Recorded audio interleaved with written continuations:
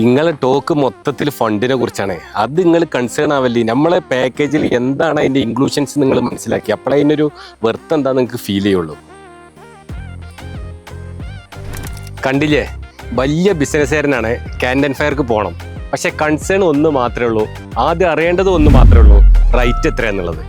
ചൈനയിൽ പോയി business grow ചെയ്ത ആളുകൾക്ക് വ്യക്തമായിട്ട് അറിയും. അവിടെ പാക്കേജിൽ പോവുകയാണെന്നുണ്ടെങ്കിൽ, അല്ലെങ്കിൽ ചൈനയിലേക്ക് നമ്മൾ പോവുകയാണെങ്കിൽ കൂടുതൽ കൺസേൺ ആവേണ്ടത് റൈറ്റിലല്ല, അവിടെ പോയി കഴിഞ്ഞാൽ ആ ട്രിപ്പിൽ നമ്മൾക്ക് എന്ത് ഔട്ട്പുട്ട് കിട്ടുമെന്നുള്ളതാണ്.